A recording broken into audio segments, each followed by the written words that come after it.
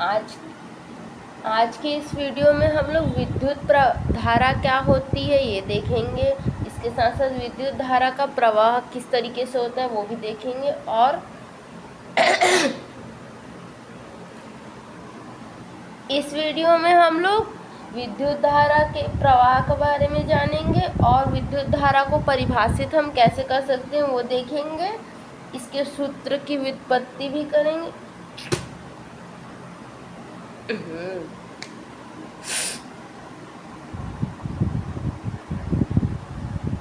इस वीडियो में हम लोग विद्युत धारा के प्रवाह, विद्युत धारा की परिभाषा एवं सूत्र तथा इसके मात्रक और विमीय सूत्र के बारे में जानेंगे और इसके साथ साथ जो प्रतिरूपी धारा की दिशा के बारे में भी पढ़ेंगे। तो सबसे पहले देखते हैं विद्युत धारा का प्रवाह किस तरीके से होता है। तो विद्युत धारा का प्रवाह, जैसे कि मान लो हमारे पास ये दो चालक हैं, एक चालक A है और एक यहाँ पे चालक B है। ये दोनों धनावेश जो क्या है धात्विक चालक है, जिसके एक में जो है धनावेशित वितरित है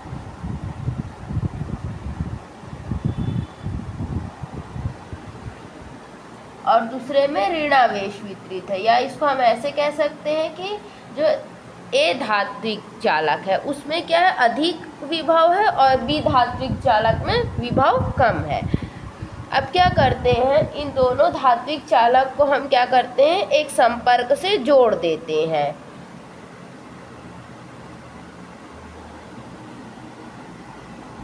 ये संपर्क हम किस तरीके से, मैंने कोई भी चालक तार हो सकता है जिसके थ्रू हमने क्या किया ए और बी को कनेक्ट कर दिया। अब यहाँ पर क्या होगा, क्योंकि ए में क्या है अधिक विभव है तो वो क्या होगा कम विभव वाले, तो यहाँ क्या होगा जो आवेश है अधिक विभव, क्योंकि हमारे पास क्या है जो चालक ए है उसमें क्या है अधिक विभव है, तो जो आवेशों का प्रवाह होता है वो हमेशा क्या होता है अधिक विभव से कम विभव की ओर होता है। इसलिए चालक ए से जो आवेश का प्रवाह है चालक बी की ओर होने लगेगा। और ये कब तक होता रहेगा, जब तक दोनों में जो आवेश की मात्रा समान ना हो जाए। तो यहाँ से हम लोग एक चीज़ देख सकते हैं कि जो अगर हमने क्या किया दो चालक लेते हैं और उसमें विभव में अंतर है, यानी कि दोनों चालकों के बीच विभवांतर हम कर दे, विभवांतर का निर्माण कर दे, तो उससे क्या होता है जो आवेश का प्रवाह है वो अधिक विभव वाले चालक से कम विभव वाले चालक की ओर लगातार जारी रहता है। और आवेश के इसी प्रवाह को हम क्या कहते हैं विद्युत धारा कहते हैं।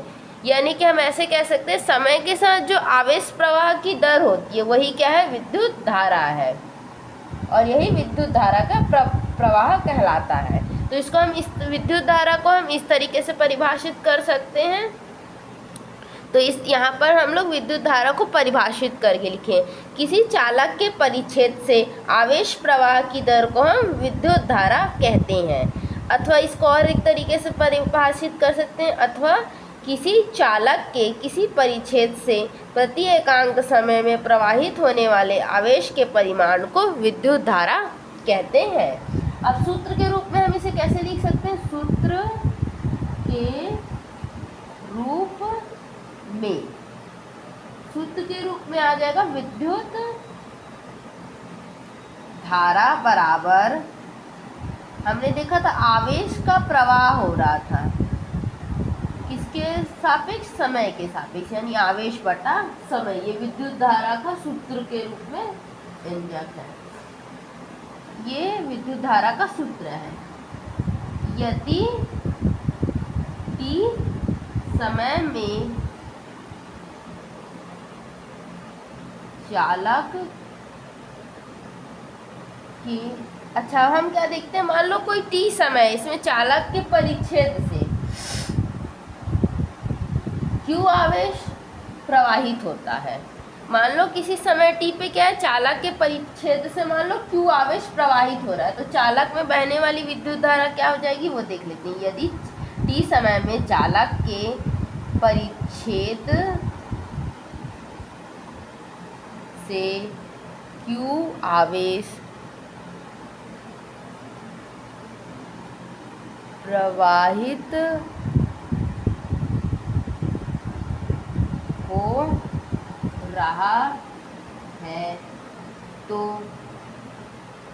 चालक में बहने वाली विद्युत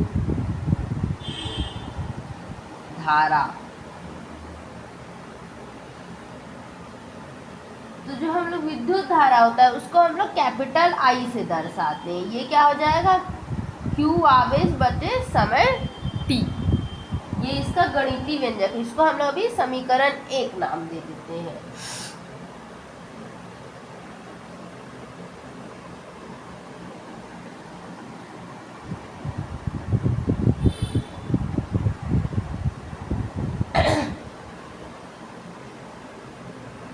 अच्छा, अब हम लोग क्या देखते हैं, यदि किसी चालक में क्या हो रहा है, किसी परीक्षण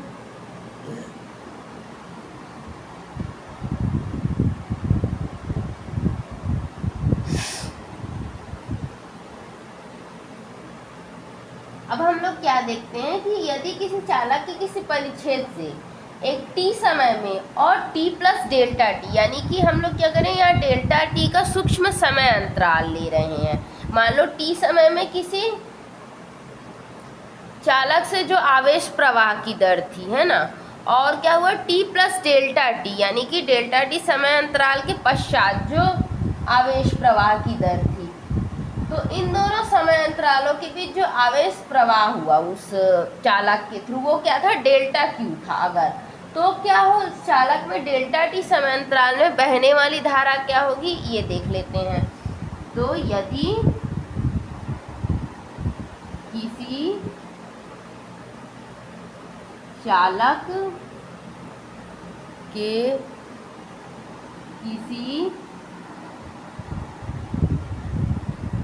परिच्छेद से t और t प्लस डेल्टा टी समय में बहने वाली आवेश Q हो, डेल्टा Q हो, तो चालक में समय अंतराल डेल्टा टी में बहने वाली धारा, तो हमारे पास डेल्टा टी समय में, तो हमें क्या मिलेगा, हम लोग आई को कैसे लिख सकते हैं, डेल्टा क्यू यानी कि जो आवेश प्रवाह की दर हुई बटे समय अंतराल यानी कि डेल्टा टी, या इसको हम लोग क्या लिखा जा सकता है, आई लिमिट लगा देते हैं जब डेल्टा टी टेंड टू 0 हो, delta Q by delta T, यानी कि हमने क्या कर लिया, लिमिट लगा दिया, यहाँ पर सीमा लगा दी, जब क्या है, जो समय अंतराल डेल्टा टी है वो क्या हो, 0 की ओर अग्रसर हो। तब हम लोग इसको क्या लिख सकते हैं, ये गणित की जो मैथमेटिकल प्रॉपर्टी से हम लोग इसको लिख रहे हैं ना, तो यहाँ पर ये क्या हो जाता है, D Q by D T में परिवर्तित हो गया। इसको हम दे देते हैं समीकरण नंबर 2।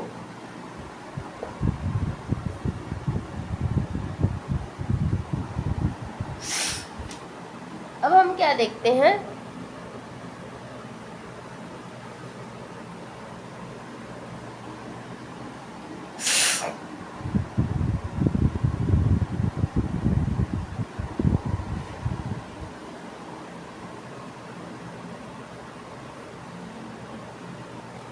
अब जैसे कि हम लोग जो है शुरू के जो फर्स्ट चैप्टर था वहाँ पर हम लोग क्या पढ़े थे, जो Q था आवेश N इंटू ई के बराबर होता था, है ना, ये हम लोग जानते हैं। तो यहाँ हम लोग लिखते हैं, यदि किसी चालक के किसी परिच्छेद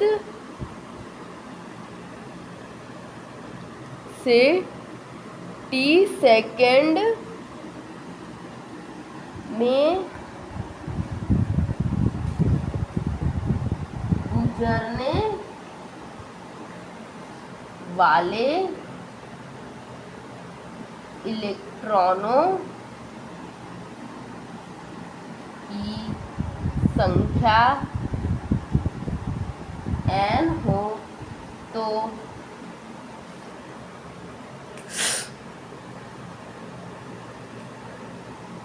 बहने वाला आवेश, तो बहने वाला आवेश हम लोग को पता है Q बराबर क्या होता है N इंटू ई, ये हम लोग फर्स्ट चैप्टर में पढ़ चुके हैं। जहाँ N क्या है, जहाँ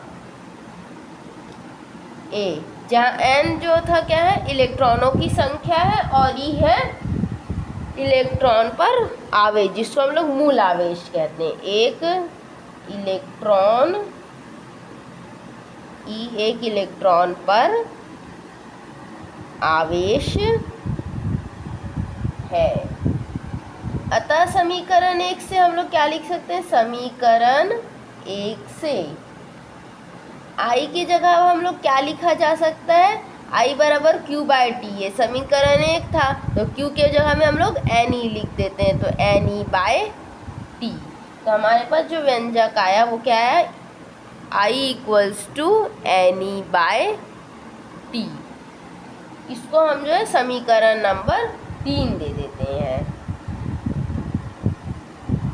अब हम लोग ये क्या था, विद्युत धारा का मात्रक था। इसको हम लोग कहीं कहीं पे जो है I बराबर Q बाय टी लेते हैं, और कहीं कहीं पे I बराबर NE बाय टी लेते हैं, और कहीं कहीं पे हम लोग क्या लेते हैं, I बराबर delta Q by delta T भी लेते हैं। और ये कहाँ पर कौन सा हम लोगों को सूत्र लेना, ये हाल में जो भी कंडीशन दिया उस पर डिपेंड करता है। अब इसका मात्रक देख लेते हैं। मात्रक, तो विद्युत धारा का जो मात्रक होता है वो होता है एम्पियर, और इसका जो संकेत होता है वो कैपिटल ए होता है।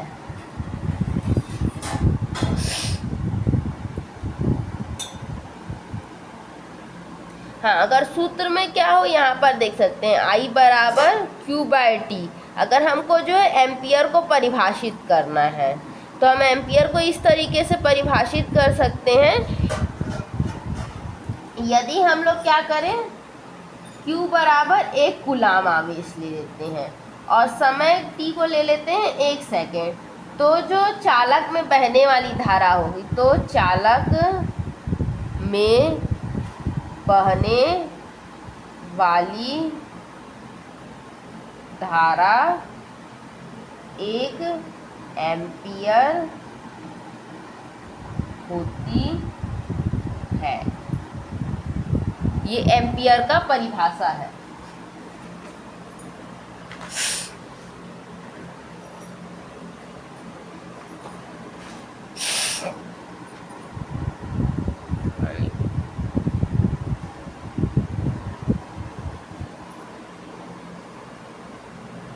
इसको हम लोग इस तरीके से ही परिभाषित कर सकते हैं, यदि किसी चालक के परिच्छेद से 1 सेकेंड में 1 कूलाम आवेश प्रवाहित हो रहा हो, तो उस चालक में बहने वाली धारा क्या होती है, 1 एम्पियर होती है। और इसको हम ऐसे भी लिख सकते हैं, 1 एम्पियर बराबर 1 कूलाम बटे 1 सेकंड। विद्युत धारा के जो एम्पियर के अलावा और भी छोटे मात्रक होते हैं, जैसे कि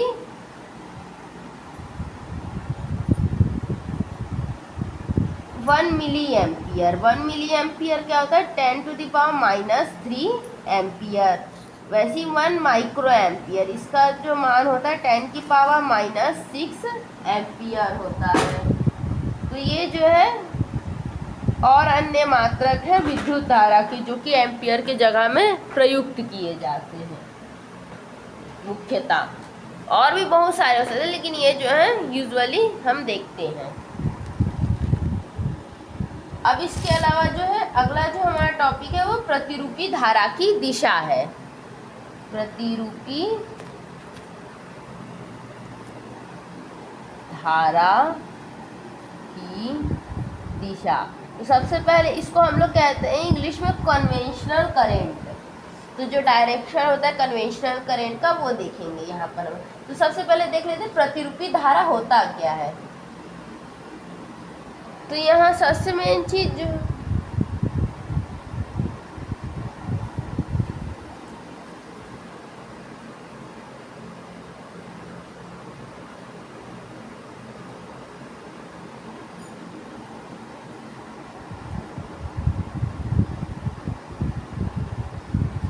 जैसे हमारे पास कोई भी धात्विक चालक होता है तो उसमें क्या होता है, इलेक्ट्रॉन का प्रवाह या विद्युत धारा का प्रवाह किसके का कि कोई भी हमारे पास धात्विक चालक है उसमें जो विद्युत धारा का प्रवाह होता है वो क्या होता है, मुक्त इलेक्ट्रॉनों के कारण होता है।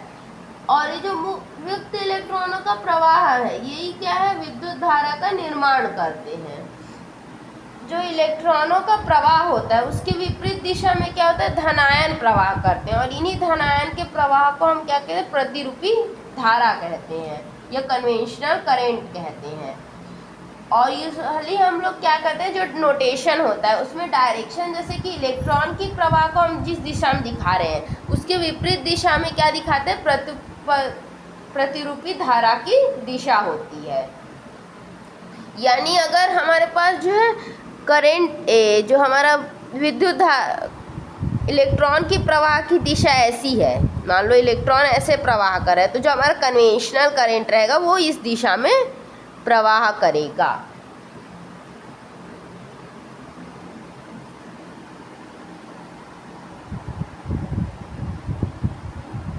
लेकिन यहाँ ध्यान देने वाली बात ये है कि चालकों में धनावेश का प्रवाह तभी संभव है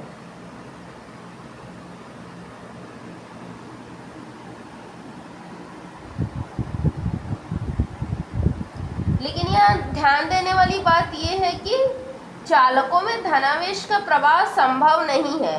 एक ही दिशा में इलेक्ट्रॉनों जो कि हमारे ऋणावेश होते हैं का प्रवाह विपरीत दिशा में धनावेशों के प्रवाह के तुल्य होता है। यानी कि हम ऐसा मान लेते हैं कि इलेक्ट्रॉन अगर इस डायरेक्शन में जा रहे हैं तो इस डायरेक्शन में हमारा धनावेश जा रहा होगा, ऐसे में प्रवाह संबंध नहीं, इसको तुल्य माना जाता है। प्रकृति विद्युत धारा अब प्रकृति यानी कि ये सदिश राशि है या अदिश राशि है। तो विद्युत धारा के जो है परिमाण और दिशा दोनों ही होते हैं, लेकिन विद्युत धारा क्या है, एक अदिश राशि है। इसके जो है कई सारे कारण हैं, जिसमें से पहला कारण है कि ये जो है विद्युत धारा की अगर हम बात करते हैं तो सदिश के योग का नियम जो होता है उसका पालन नहीं करता, जबकि विद्युत धारा क्या है, अदिश योग के नियम का पालन करती है। दूसरा कारण ये है कि धारावाही तार में अगर गांठ लगा दें या उसे किसी भी आकृति में मोड़ दें तो धारा के मान में कोई परिवर्तन नहीं होता है, जबकि अगर ये धारा जो है सदिश राशि होती थी, अगर हम इसको मोड़ते तार को तो उसके धारा के मान में परिवर्तन होना चाहिए, लेकिन ऐसा नहीं देखा है। तो इन दोनों कारणों से हम क्या कहते हैं, विद्युत धारा एक अदिश राशि है।